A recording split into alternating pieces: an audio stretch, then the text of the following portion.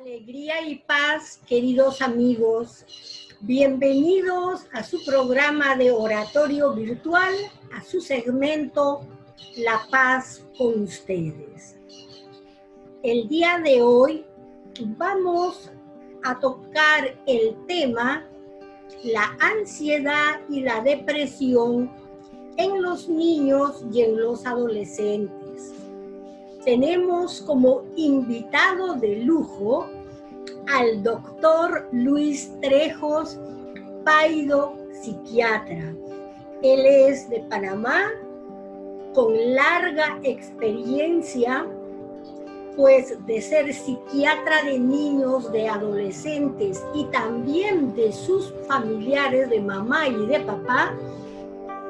Además, tiene mucha formación en el tratamiento, no solo en el tratamiento con fármacos, sino también con terapia, como es la terapia gestal, MDR, cognitivo-conductual y sistémica.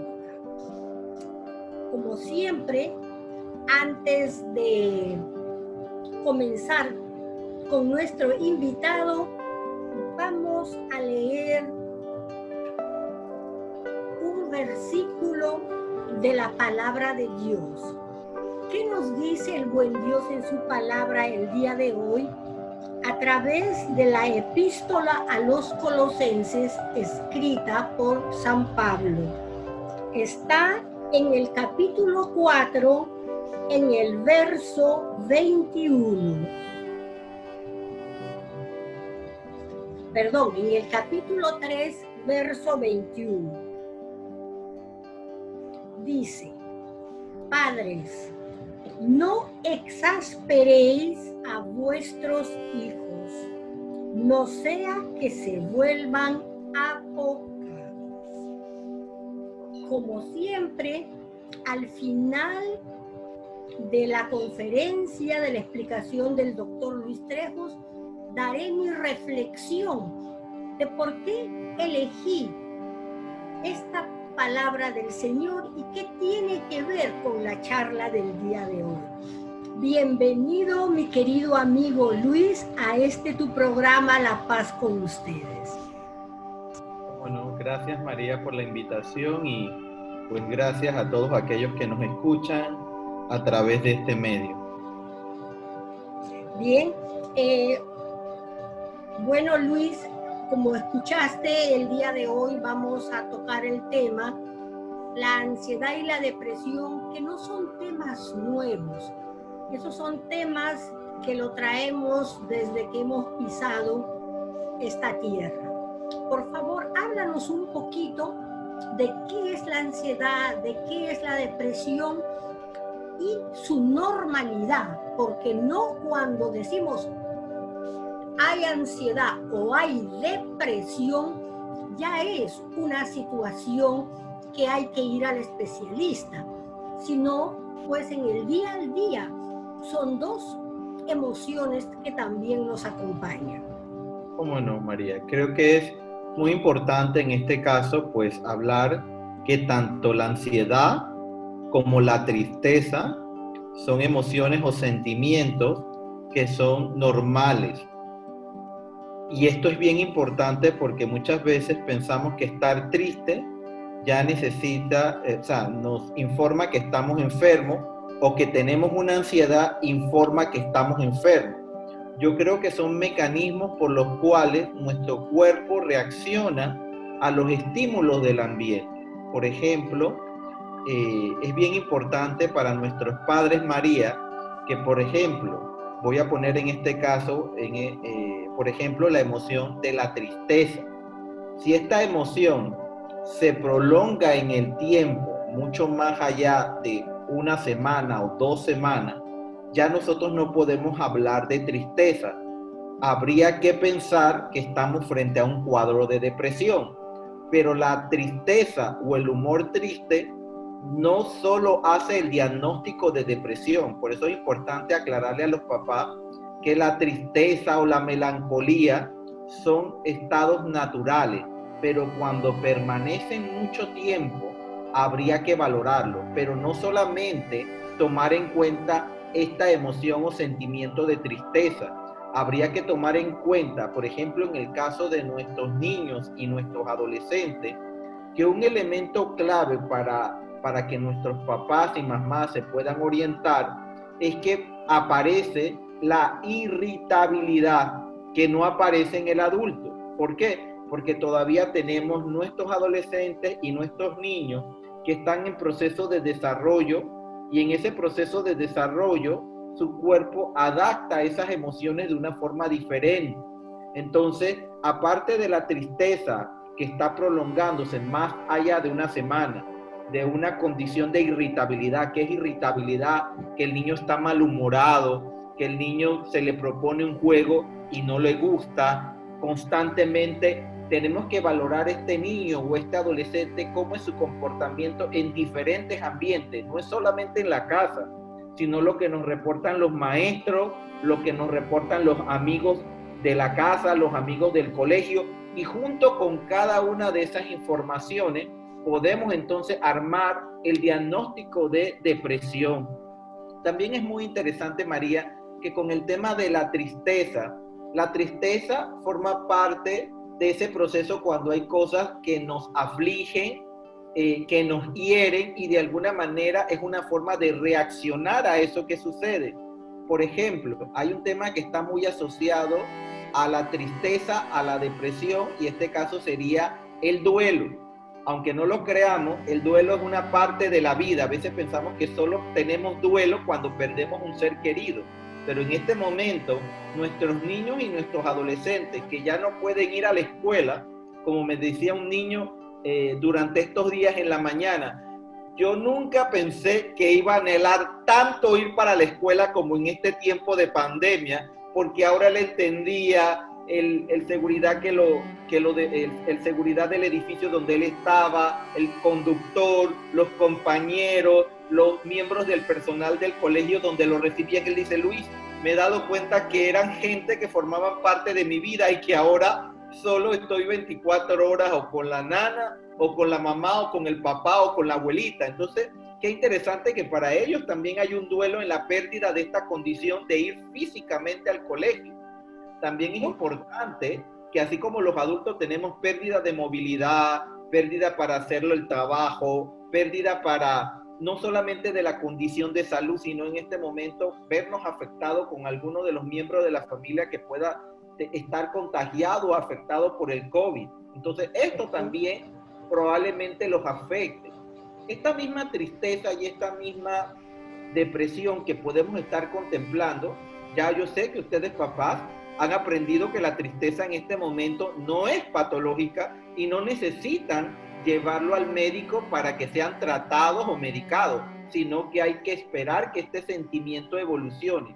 Otra palabra que está muy asociado en este momento, aparte de la tristeza, de la depresión y del duelo, es un concepto que probablemente nos asuste mucho, María, nosotros como papá, como son el suicidio. Entonces, hay momentos dados que los papás dicen: hijo con tristeza o hija con tristeza, hija con duelo, hijo con duelo, y ahora colocamos la palabra suicidio. El papá siente que tiene que ir urgentemente a buscar ayuda, porque de alguna manera pensamos que todos, si bien es cierto, el suicidio es una condición o es una enfermedad que puede afectar a personas que estén deprimidas, no necesariamente afecta a personas que estén tristes, pero como cuando nos cuentan las historias, probablemente nos quedemos con lo que nos más impresiona. Cuando alguien muere por suicidio, como se dice ahora, antes decíamos, aprendí en un taller, María, como estamos en formación, que ya no decimos se suicidó. Lo correcto para informar a nuestra población, a los papás y a los medios de comunicación es muerte por suicidio. O sea, quiere decir que el suicidio es una enfermedad. Y entonces los papás se nos asustan pensando. Pero aquí es muy interesante, María, que hay otro tema que aparece que tiene que ver con el concepto de la muerte. Y nos ha pasado en algunos momentos que algunos papás nos dicen: mira, Luis, tengo un niño de 3 años que la abuelita acabó de fallecer, y los papás le dijeron a este chico que se habían ido para el cielo. Entonces el niño le dijo a los papás, yo también me quiero ir al cielo para visitar a mi abuela. Entonces los papás dijeron, niño se quiere morir. Entonces yo les expliqué que el concepto de muerte para los niños no es lo mismo a las diferentes edades, y de alguna manera pues los papás quedaron un poco claros. Entonces, hasta este momento, para recapitular, María, y para ayudar a nuestros papás que nos escuchan en este momento, tristeza es un estado normal en nuestras vidas, pero si esa tristeza se prolonga en el tiempo, se transforma en un sentimiento de tristeza y puede ser uno de los elementos que nos ayuden a diagnosticar depresión. Aparte de, tenemos sí, que... Sí, lo que acabas de exponer, mira, definitivamente ya a los padres se les abrió, como se dice, el alma para tranquilizarse. Y para continuar ahora ya con la depresión per se, antes, por favor, me gustaría que nos explicaras de de qué edades a qué edades es el proceso niñez y de qué edades a qué edades es la adolescencia. Porque a veces uno dice, sí, tengo mi hijo adolescente o mi hijo es pequeño, mi hijo es bebé, como que existe alguna confusión en eso, en muchos padres, en muchos cuidadores. Y también para hablar per se la depresión, cómo un padre, una madre, se da cuenta que su niño o el adolescente están deprimidos y que ya hay que recurrir al pseudopsiquiatra, ¿no? Bueno, gracias María por ese aporte y creo para la oportunidad para explicar. Lo primero, pues, que nosotros tenemos que estar claros, por ejemplo, para llevarlo de forma evolutiva, cuando las mamás están embarazadas, hablamos de que ese bebé realmente es un feto. Entonces, esa es la etapa fetal en la que el niño se encuentra, donde es muy sensible, María, a todo lo que le pase alrededor de esa mamá. Quizás el niño no lo vea, el niño dice que los primeros sentidos que se desarrollan es el oído, y por eso el niño empieza a reconocer la voz de la mamá y la voz del papá y todo lo que ocurre alrededor. Y en esa etapa fetal los niños son reactivos a los cambios químicos que ocurren en la sangre de la mamá. Mamá estresada le manda el mensaje a través de la sangre del niño, tú también estás estresado. Quizás él no lo vea, pero sí lo siente a través químicamente.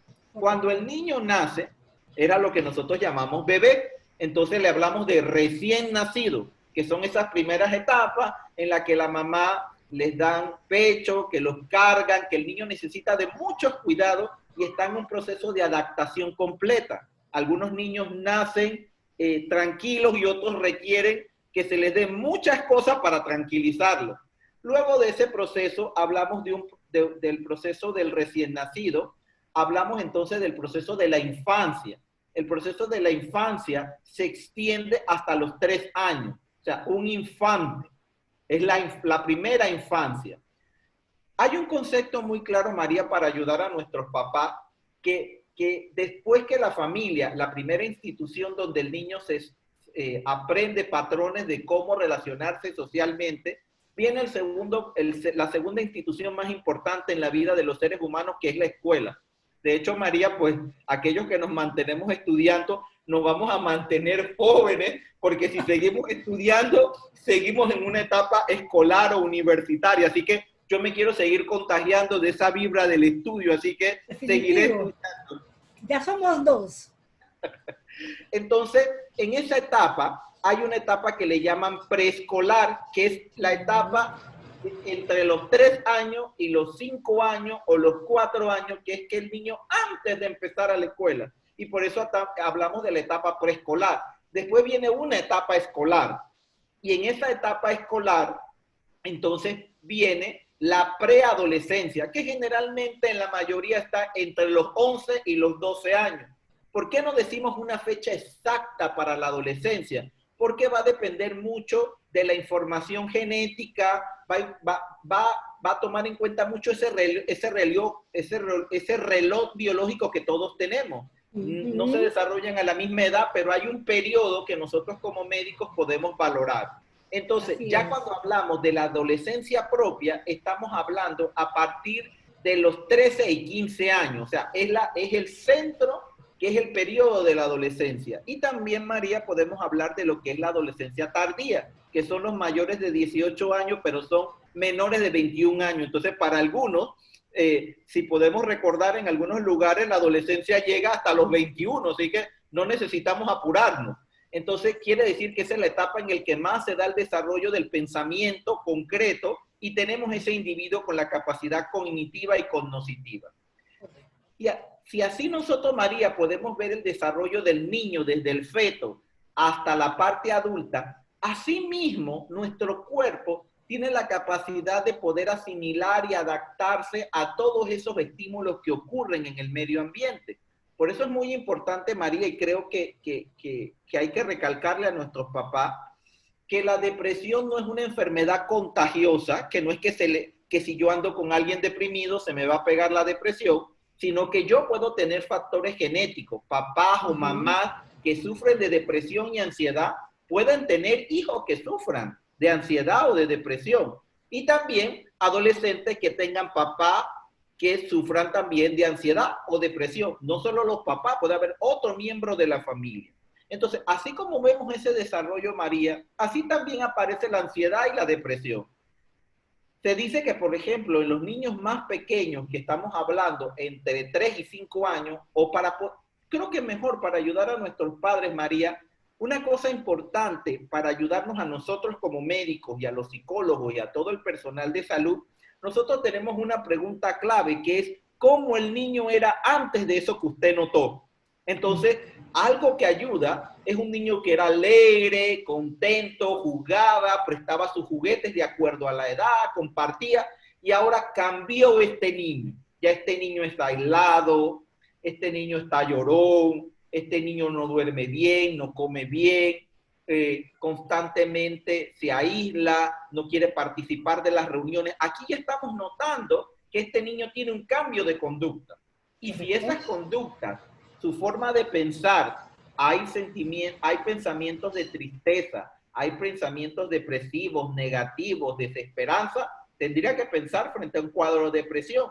Aparecen los sentimientos depresivos y en este caso tendremos que ver también que aparecen conductas depresivas. En este caso, traducidas como aislamiento, pérdida del interés. Pero algo clave para nuestros papás es que el niño está irritable y tiene un cambio de conducta y cambio de estado de ánimo. Correcto. Sí, porque no necesariamente el niño deprimido o el adolescente deprimido igual que el adulto. El adulto generalmente llora y llora y dice y ni siquiera sabe por qué está llorando, y dice solamente lloro porque estoy triste. En cambio, en los niños se ve totalmente, como acabas de decir, está irritable, está malhumorado, no quiere estar dentro del núcleo familiar, no quiere salir con los amigos, quiere estar totalmente aislado. Como dices, o duerme mucho o se la pasa en la noche en vela, y todas esas cosas. O sea, son realmente comportamientos que los padres deben de observar.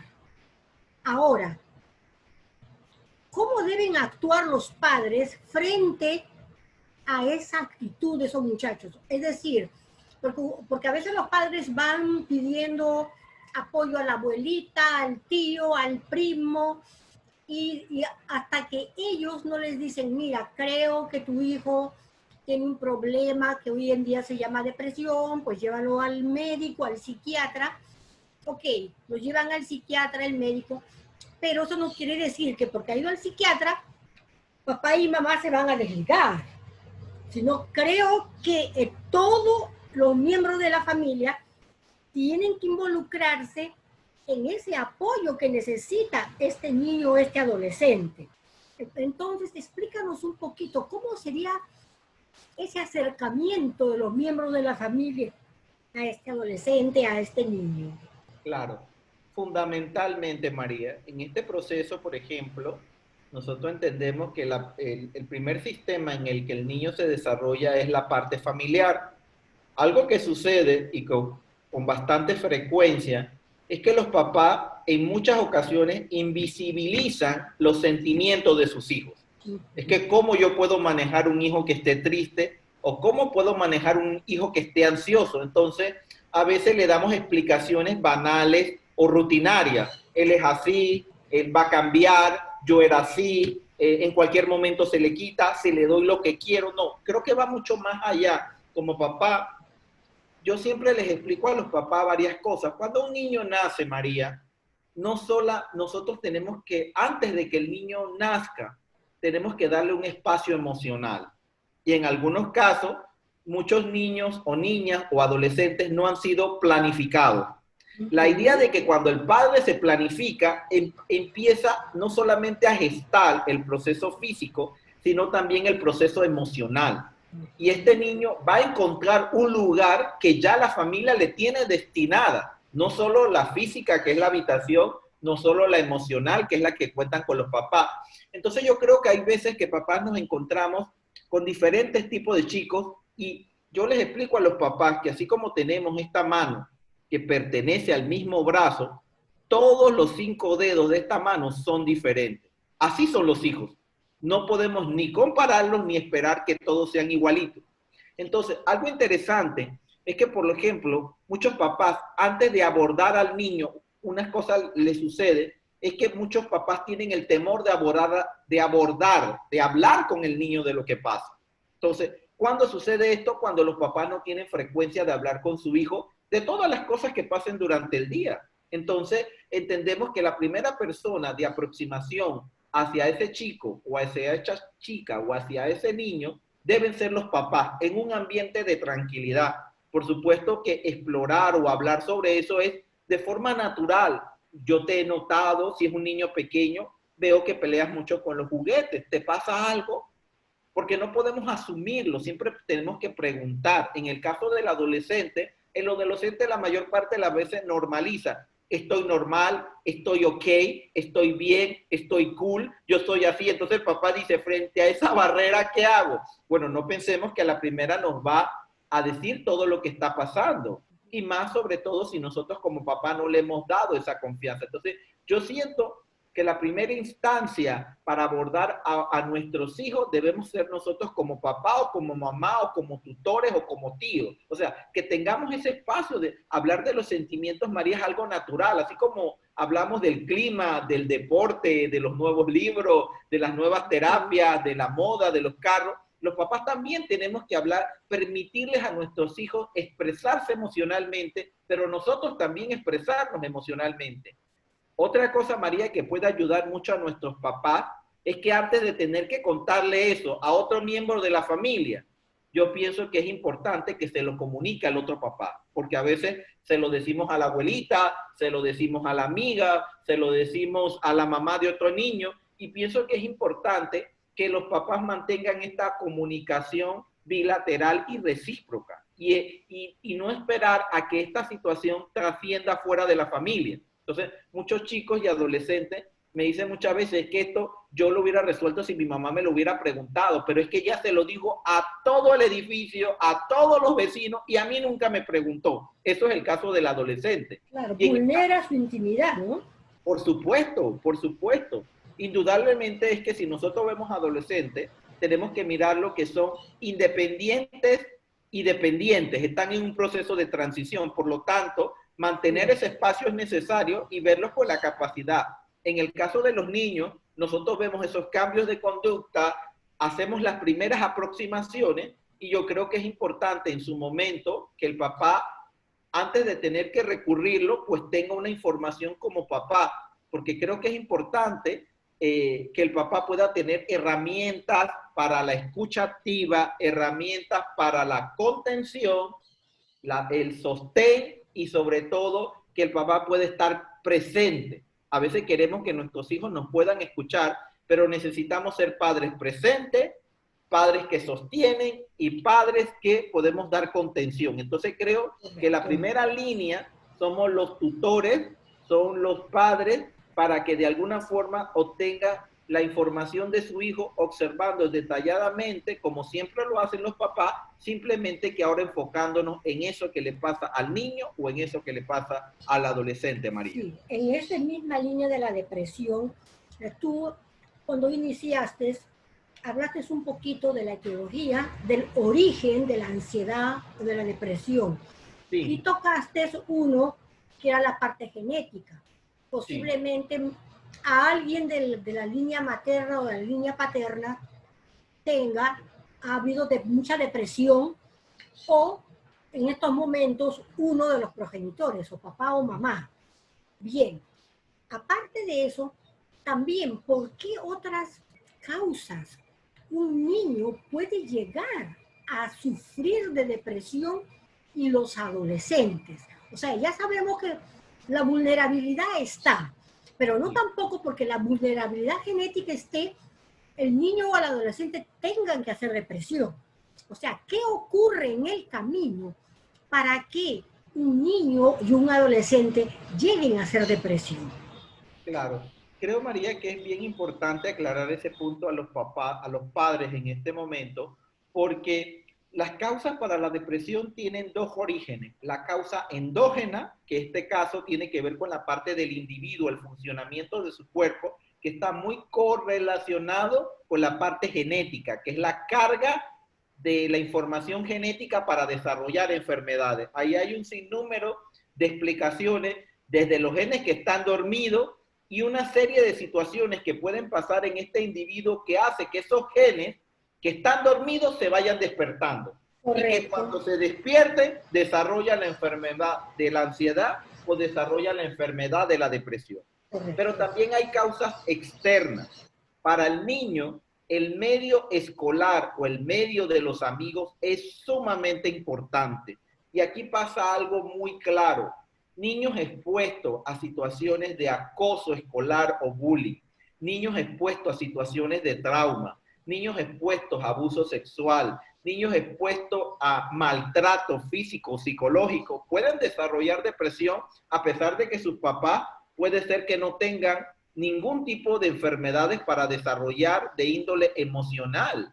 Entonces, sí tenemos que mirar en este momento que existe un balance entre las causas que vienen conmigo y las causas que están fuera. Entonces quiere decir que una persona expuesta de manera constante, repetitiva e intensa a un fenómeno adverso o negativo, puede ser que no desarrolle adversidad, pero puede ser que desarrolle depresión. ¿Por qué? Porque el cuerpo se empieza como a marchitar, el cuerpo se empieza a apagar. A mí me gustaba mucho, María, una cómica que no creo que un par de años atrás vi que se llamaban Los Trolls. Y entonces los Trolls tocaban mucho la parte de la emoción. Y había uno de los personajes que se apagaba. Y entonces era como nos mostraban la depresión. Un ser que ve, tiene una visión, tiene, por ejemplo, se coloca los lentes de la depresión y todo lo ve negativo. Entonces, pero ¿cómo se llega hasta esa etapa? No se llega de un día para otro. Se llega de una forma constante, expuesta a un sinnúmero de situaciones adversas y traumáticas. Entonces, en la cual el ser humano no puede sobrepasar el evento y se queda en el evento. Porque lo que sucede, María, en tiempo longitudinal, las personas que se deprimen son personas que se quedan en las experiencias del pasado. Correcto. Adultos que nos quedamos en las etapas de la adolescencia, o adultos que nos quedamos en la etapa de la niñez. Pero en el caso de un niño también puede pasar lo mismo. Algo que le esté ocurriendo en el pasado y algo que le sigue ocurriendo en el presente. Y en el caso del adolescente, algo que le haya ocurrido en el pasado y algo que le esté ocurriendo. O sea, de una forma alimentan esos sentimientos de desesperanza, esos pensamientos negativos, esas ideas de falta de interés en lo que antes le gustaba. O sea, esa persona está cambiando. Y por eso, cuando se colocan los lentes de la depresión, todo lo ven pesimista, a pesar de que pueda haber un día soleado, esta persona lo pueda ver como un día totalmente lleno de nubes y lleno de lluvia. Sí, mira lo de la depresión. Ahora, inclusive, de acuerdo por ejemplo, leía algunos artículos de médicos de psiquiatría en España, y en España ya se han visto niños, o sea, hablando ya de depresión, de niños y adolescentes, se han suicidado desde 10 años en adelante hasta los 24, lo que tú le llamabas la adolescencia tardía. Y el número es bastante elevado. Y se habla que en España ya no es una depresión como decir, oh, dentro de 50 golondrinas sale un deprimido. No. Ahora es que dentro de 50 golondrinas, ya la gran mayoría, inclusive, tiene procesos depresivos o ya están en depresión. Bien, ahora yéndonos a la ansiedad, danos los tips en que los padres pueden darse cuenta en que ese niño, ese adolescente está ansioso y qué consecuencias le puede traer esta ansiedad, o sea, en la misma niñez, pero si no se trata a tiempo, en la adolescencia, y si en la adolescencia, que ya es la zona de transición y es mucho más vulnerable por muchos cambios fisiológicos, ¿a qué grados de otros trastornos, de trastornos puede llegar? Claro, gracias María. Creo que es bien importante, por ejemplo, con lo que mencionas de la situación de suicidio en España, que una de las cosas importantes que tenemos como desafíos o retos los profesionales es hacer una evaluación de los riesgos de suicidarse de una persona o de morir de suicidio. Entonces es importante valorar el riesgo, por eso que a la hora de hacer una evaluación de riesgo de suicidio, hay que valorar en un individuo la parte biológica, la presencia de enfermedades, la parte psicológica, que es la forma en que la persona afronta las situaciones adversas, la parte social, los grupos de apoyo, los grupos pares, la parte social, la parte ambiental, el acceso a los servicios de salud, la parte cultural, algunas culturas pues tienen un concepto de la muerte o de las religiones, y el último que sería el demográfico, que es en el cual los hombres tienen mucho mayor muerte por suicidio y las mujeres tienen más intentos de suicidio. Cambiando el tema, o que está asociado, pero enfatizándonos un poco más en la parte de la ansiedad, lo que más frecuente vemos, padres ansiosos generan hijos ansiosos. Entonces, hay veces que vemos a los papás preocupados, llegué tarde a la cita, y si no llego, y si paso lo otro.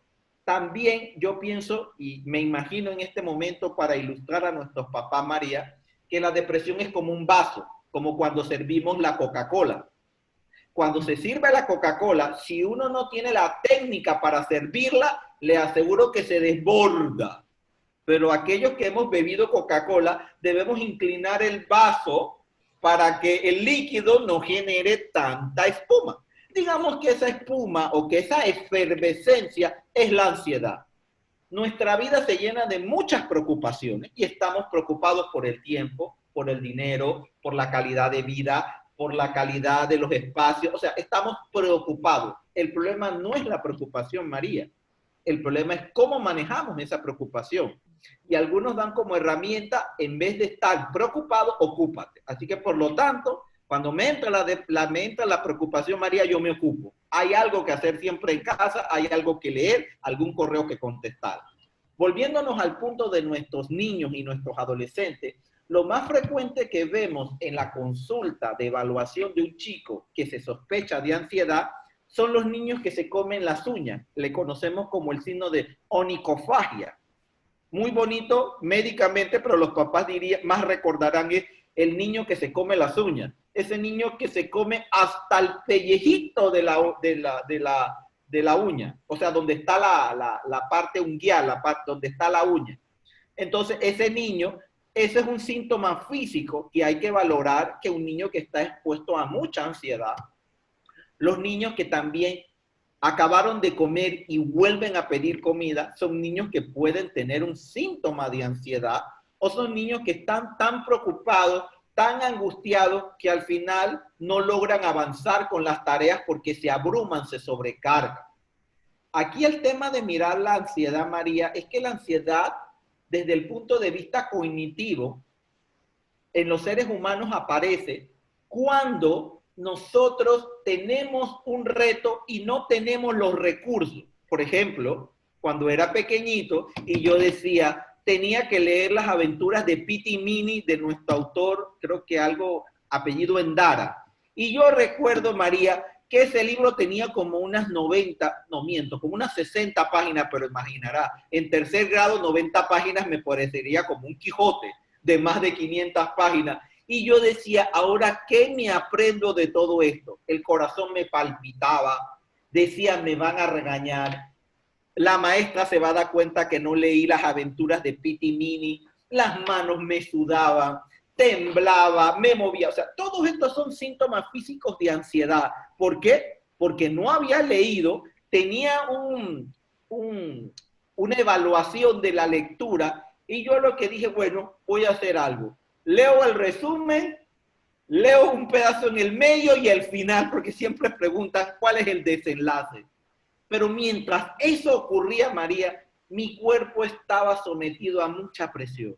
El corazón seguía palpitando, seguía pensando en la calificación, lo que iban a pensar mis compañeros, lo que iba a pensar a mi papá, empezaba a catastrofizar, me van a mandar para la casa, hasta aquí se acaba mi tercer grado. Lo mismo le pasa a nuestros niños, lo que pasa que no los exteriorizan. El niño se mueve constantemente, cambia de posición y algunos dirían, bueno, eso me parece también como déficit de atención e hiperactividad. Claro, Sí. ¿por qué?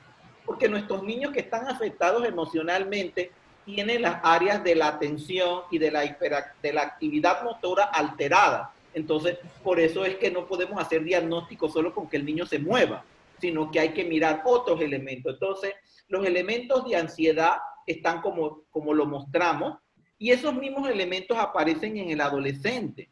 Muchos adolescentes, y me hace recordar, María, un poco lo que es el árbol de la ansiedad, porque en la tierra, donde están las raíces de ese árbol de la ansiedad, muchas veces hay miedos, hay creencias irracionales, como te acabo de mostrar, yo le digo a eso, nosotros les decimos, esto es cuando nosotros pensamos, el fenómeno psíquico es cuando nosotros pensamos que esa es nuestra voz, pero no es nuestra voz. Es la voz del papá que dijo, no eres un bueno para nada, no lo vas a lograr, eres igual que la familia de tu papá, eres igual, o sea, son estas introyecciones que no son mías, pero como yo no las puedo identificar, son las palabras del papá o de la mamá que en algún momento dado le han hablado a ese niño de forma negativa. Entonces, eso hace que el niño piense que es su voz y no es su voz. Es ese de ayudar al niño a que lo logre, pero yo como papá veo mis frustraciones y no lo puedes hacer mejor, esto está feo, no lo vas a lograr, no lo vas a alcanzar, y muchas veces estamos tirándole al niño nuestras frustraciones como adultos. En el adolescente parece igual. Entonces, para seguir en el árbol de la ansiedad, la raíz tiene que ver con esos miedos.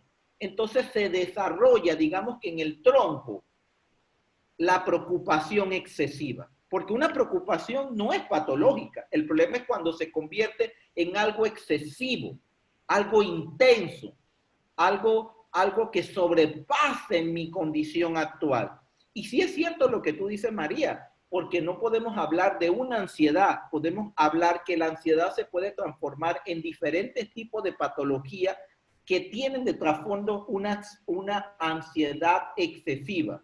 Por ejemplo, lo más frecuente son los ataques de pánico. Probablemente, María, lo que yo tenía cuando pequeñito de las lecturas de Piti Mini de Guillermo Endara, era un pánico. Los oídos me zumbaban, la cabeza pensaba que algo malo me iba a pasar, el corazón se me iba a salir, empezaba a hiperventilar porque sentía que no podía respirar, el corazón palpitaba como un caballo, el estómago se me apretaba y el desayuno me parecía como sobrepesado, sentía todo el sudar, todo esto. Entonces, eso podría haber sido, María, en esas etapas tan pequeñas, un ataque de pánico, pero un ataque de pánico necesita que aparezca muchas más veces en un periodo de 4 semanas para yo hablar de trastorno de pánico. Y es muy común que tanto niños como adolescentes y adultos experimenten un ataque, pero lo que les queda es la preocupación de lo que les va a volver a pasar. Entonces eso se transforma en un trastorno de pánico.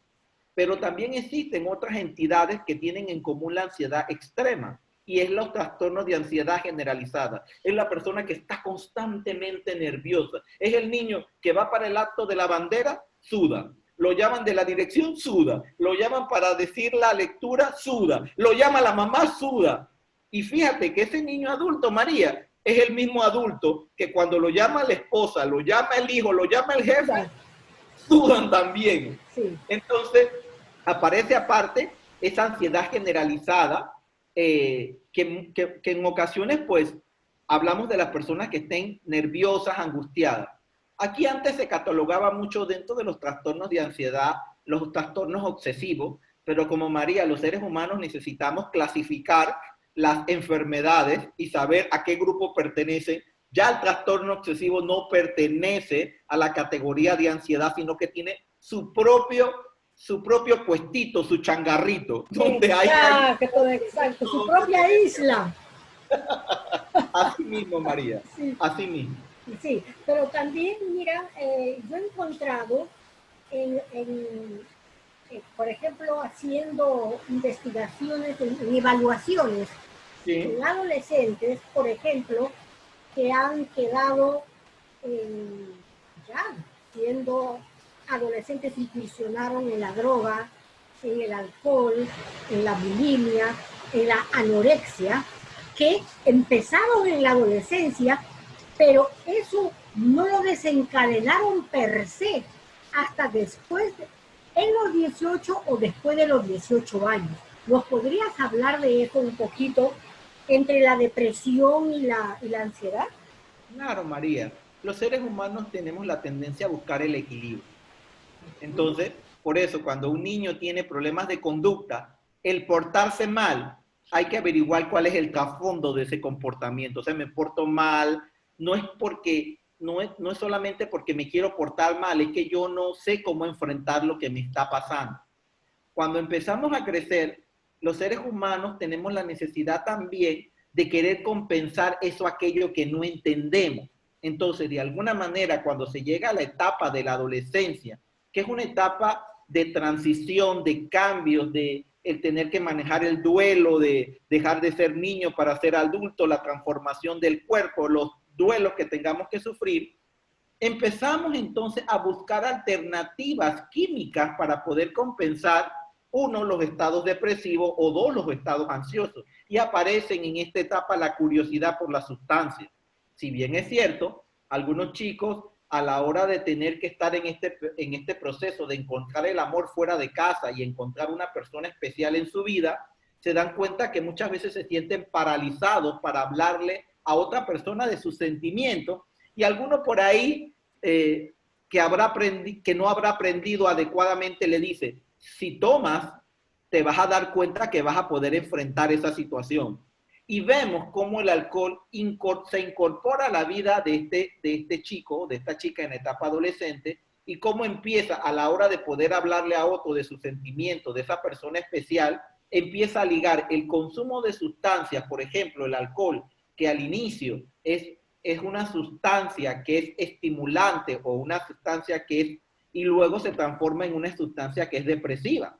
Lo mismo pasa con el uso de sustancias de tipo como la marihuana. En este caso el principio activo es el tetrahidrocannabinol, que también puede mostrar sensaciones de tranquilidad. Entonces empezamos los seres humanos a intentar buscar nuestras soluciones a los problemas, y lo que no sabemos es que estamos duplicando los problemas. Tenemos un problema de tipo emocional, y el consumo de sustancias en etapas tempranas, específicamente en la adolescencia, interfiere mucho con su desarrollo neurológico, porque es en esta etapa en que el ser humano sufre una poda neuronal normal y necesita mucho de la supervisión de los adultos, y está en la búsqueda de sensaciones nuevas que son propias de la adolescencia, María. Sí, Pues así como tú dices, el alcohol y la droga. Mira, también en relación a lo, de todo lo que nos has explicado, o sea, lo importante y lo fundamental es el núcleo familiar. Papá, Sí, mamá y los hijos y todos los miembros de la familia. Dependiendo de cómo haya sido la crianza, cómo haya sido la actitud paterna y las actitudes de los hermanos con este niño, con este adolescente, pues o será de contención para que naturalmente dice, ay, estoy nervioso, tengo miedo porque mañana tengo un examen, pero mamá se le acerca y le dice, hijo, no te preocupes, mira, ven, vamos a repetir el poemita eso de Guillermo Endara. Sí, pero si te equivocas, pues te equivocas, pero ya, y la profesora te puede dar otro chance. En el caso de los adolescentes lo mismo, ¿no? O sea, eso realmente empieza desde niños. En cambio, si los padres son autoritarios, son padres inflexibles, son padres rígidos, pues, o los padres negligentes, poco me importa. Ah, no. A mí, desde que yo empecé a gatear, me dejaron a la deriva. Cuando yo estaba mojado, me quitaba mi pañal y mi mamá venía. Y cuando que tenía hambre decía agua y mi mamá me daba. O sea, ahí están los dos polos extremos. Padres inflexibles, rígidos y padres totalmente negligentes, ¿no? sí. Claro, ahí es bien interesante, María, sobre todo porque, recordando ahora un poco la memoria, Guillermo Endara fue el presidente, era Correcto. Ernesto Endara, el de la, Ah, el periodista. sí, el de las aventuras de Piti Mill. Entonces, Ajá. creo que también es bien importante, María, por ejemplo, nosotros vemos en familias que hay familias ansiógenas, familias que son generadoras de ansiedad. O sea, no, la ansiedad no tiene por qué ser algo patológico. Es un mecanismo con que muchas veces nosotros nos enfrentamos a la mayoría de los desafíos. El tema es cuando yo no puedo manejar la ansiedad. Y sí es cierto lo que tú mencionas, porque una de las cosas que los hijos aprenden de los papás son las lecciones o las educaciones no verbales. Son aquellas que no se enseñan verbalmente, pero son las que aprendemos, por ejemplo. Si yo voy en el auto e imagínate que casi me choco, pero de repente yo digo, uff, de la que me libré, y mi hijo me ve a mí y ve que yo manejo esto tranquilo, imagínate la versión B de un papá que casi se va a colisionar y agarra y dice de la A a la Z, golpea el timón y el hijo se le queda viendo y aprende, esta es la forma en que yo debo reaccionar todas las veces que casi me choca. Entonces, es vital en este momento que la familia pueda mirarse como el recurso más valioso para ayudar a nuestros hijos, a nuestros niños y a nuestros adolescentes. Porque muchas veces, María, en ocasiones a veces, pues los papás piensan que los profesionales de la salud, llámese psiquiatra, llámese psicólogo, tengamos como esa bolita mágica para averiguar lo que está pasando en su casa que ellos mismos no saben qué pasa. Y eso es una ilusión, porque nosotros vamos a valorar a sus hijos en la misma medida de lo que los papás aporten y lo que el niño aporte. Es sumamente interesante que en este proceso de la crianza hay crianzas, yo diría, que favorecen la producción de patologías. Familias rígidas son familias que patologizan a sus hijos. Si la hora de comer es a las 4 y no se come a las 4, esa hora de la comida se puede transformar en una tortura. Porque creo que la gente, en vez de poder disfrutar del acto social de comer, el papá puede estar preocupado porque el niño no coloque los codos en la mesa. La mamá está preocupada porque nadie le ha dicho que su comida está rica. El hijo está preocupado porque nadie le preguntó cómo fue en la escuela. Y la niña más pequeña está regando la comida y nadie la detiene porque nadie le pone límite. Entonces, este tipo de familias rígidas, que no permiten la expresión emocional, que no permiten hacer un alto en el medio de las dificultades, generan individuos con patología. ¿Por qué? Porque puede ser que no tengan ninguno de los factores, ni internos ni externos, pero ese mecanismo, ese diario vivir y esa convivencia, no es que tengamos que estar alegres, María, y sonreídos durante todo el día, sino que podamos disfrutar cada emoción. El problema no es estar enojado, el problema es cómo manejo el enojo y que el enojo no me domine. Porque al final del día, si con esa persona que yo convivo no logro resolver ese enojo, pues voy a tener problemas de sueño, voy a tener problemas gástricos, voy a tener un sinnúmero de problemas. Entonces, niños que se orinan en la cama. O se orinan en la cama, excelente. Entonces, por eso es importante que los niños necesitan papás que estén claros hacia dónde quieren llevar a sus hijos, porque muchas veces tenemos papás que en este proyecto de vida no saben lo que quieren de sus hijos. Y esto yo siempre se los explico, María. Si usted quiere tener un hijo que diga la verdad, pero usted no quiere castigarlo por lo que hizo, usted valora qué es lo que usted quiere corregir. Entonces yo priorizo en que el niño me diga la verdad. Lo mismo pasa con el tema de la ansiedad. O sea, el niño tiene un problema, me voy a sentar, me voy a tomar mi tiempo, llego, me cambio, me pongo mi camisa favorita de mi equipo favorito, mi gorra, mi cachucha, y ahora sí vamos a trabajar eso. Pero sin quitarnos la ropa del trabajo, ya en el camino la maestra me mandó un mensaje, la abuelita me mandó un mensaje, el señor del edificio me mandó. Cuando yo llego y veo a este niño, lo veo como un problema. Y ver a un hijo como un problema no nos ayuda, porque nuestro hijo también nos ve que nosotros somos un problema. Entonces creo que es importante tener familias, María, que sean capaces, uno, de tener jerarquía. A veces la jerarquía necesita estar en el papá y la mamá para que el niño no manipule. Está la parte de tener los límites, que deben ser límites claros, que permitan el defender los espacios del papá, de la mamá, de los hermanos y de los hijos. Es también importante tener reglas claras. Hoy te corrijo porque dejaste la chancleta o los tenis en la puerta y otro día dejaste todo y no te corregí. Esa forma inconstante de guiar a nuestros hijos los vuelve caóticos y por qué no volverlos patologizantes en un medio donde lo que necesitan es reglas claras, límites claros, comunicación abierta y directa, jerarquía centralizada en los padres y sobre todo adaptabilidad, que es lo que estabas mencionando, María.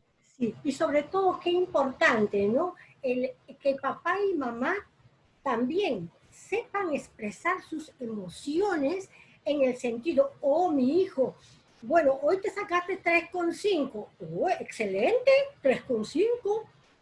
Otro día me saqué 5, wow, otro día me saqué 1, pues bueno, vamos a ver en qué te equivocaste, pero no es el fin del mundo, no decirle cosas que salen de la mente, como tú decías, el hijo no es el hijo que se llama Juanito, el hijo se llama problema, ya tiene un nombre.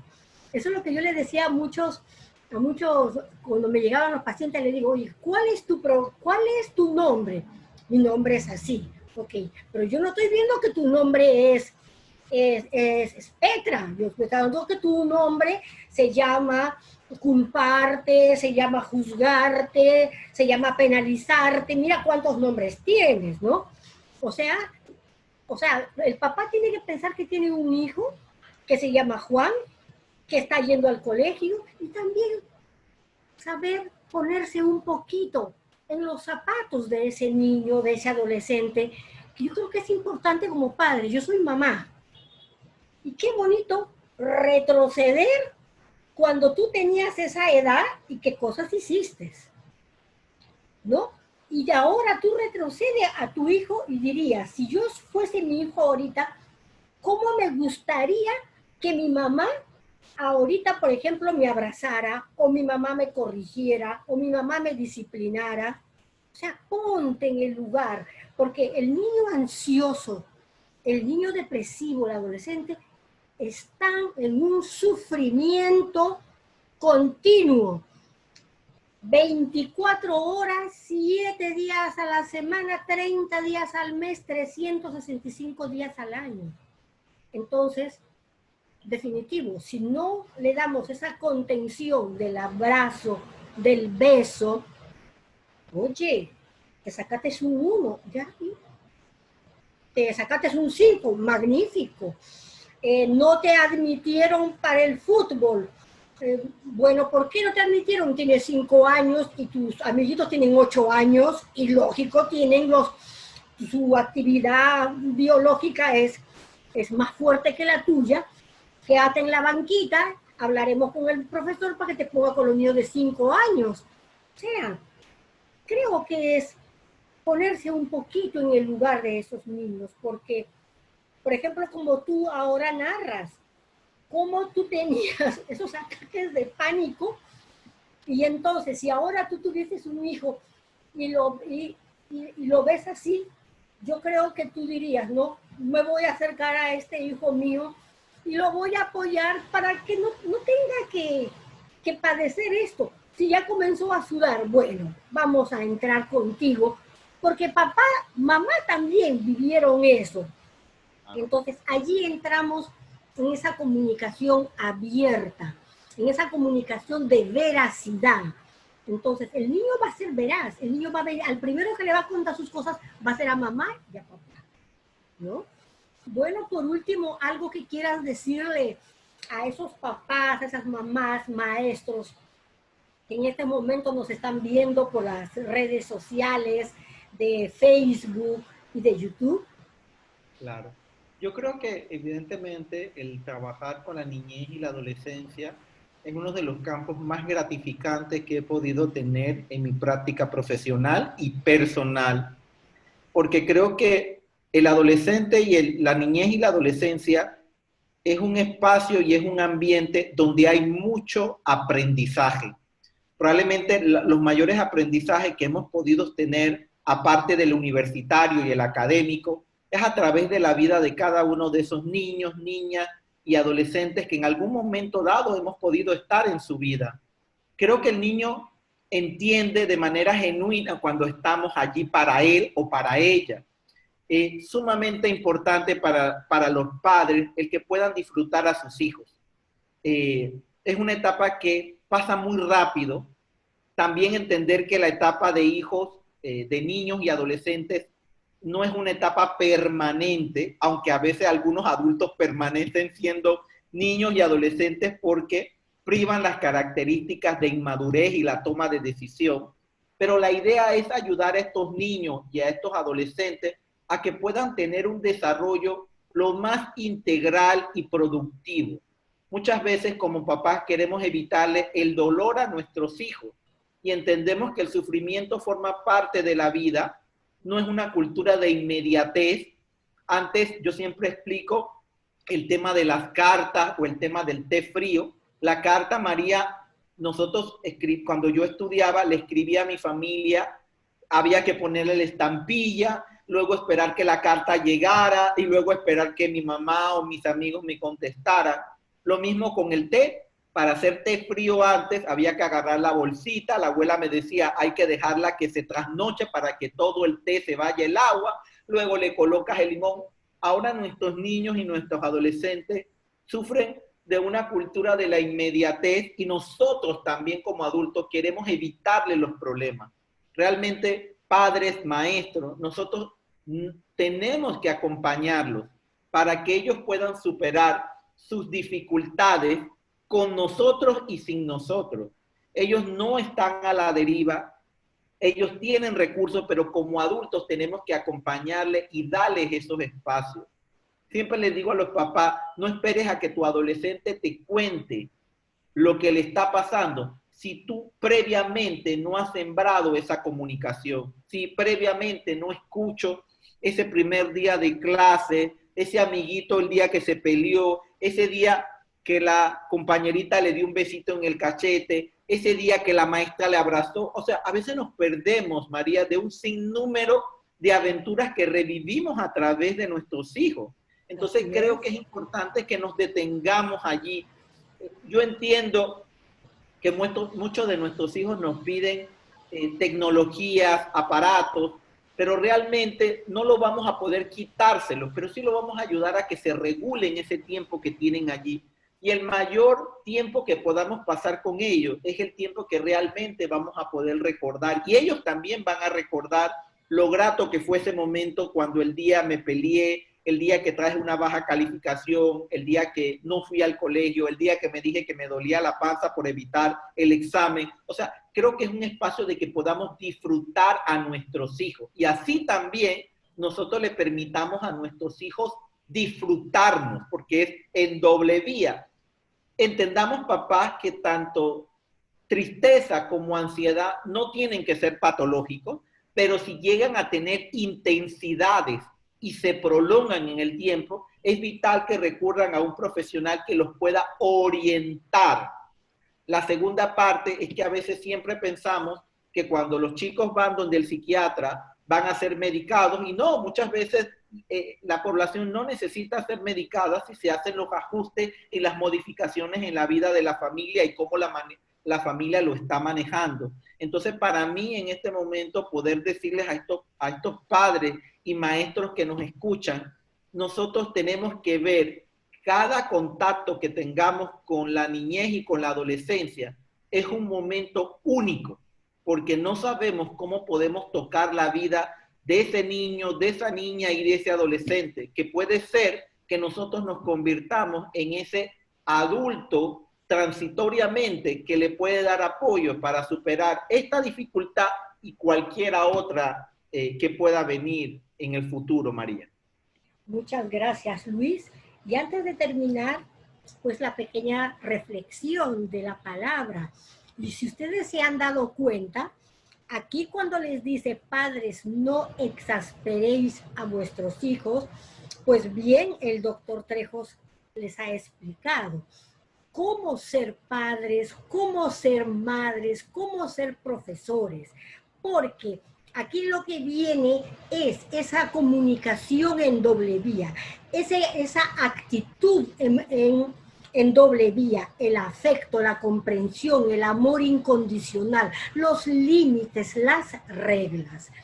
Porque definitivamente, si nosotros hacemos todo lo contrario, somos rígidos o somos sobreprotectores o poco nos importa, entonces allí sí tendremos ya adolescentes y niños con problemas de depresión, con ansiedad, dos patologías, dos enfermedades muy frecuentes en nuestro tiempo. Luis, muchas gracias por aceptar mi invitación. Lo que nos has expuesto, lo que nos has explicado, va a ser de muchísima, muchísima ayuda, sobre todo en estos tiempos en que todo lo queremos de inmediato a la carrera. Y que me gustó mucho esa parte. Disfrutemos a nuestros hijos y permitamos que nuestros hijos disfruten, porque eso es la vida. Todo lo demás viene con el transcurso del día, con el transcurso del tiempo. Y espero que una próxima vez, nuevamente con otro tema de tu especialidad, te tengamos.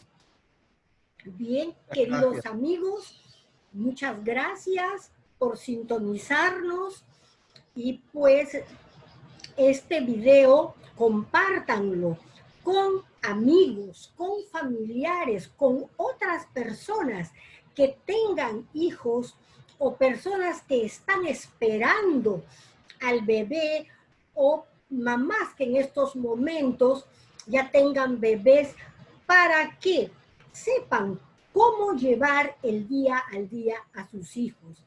Y que la paz esté con todos ustedes. Nos veremos el próximo miércoles, Dios mediante. Hasta pronto.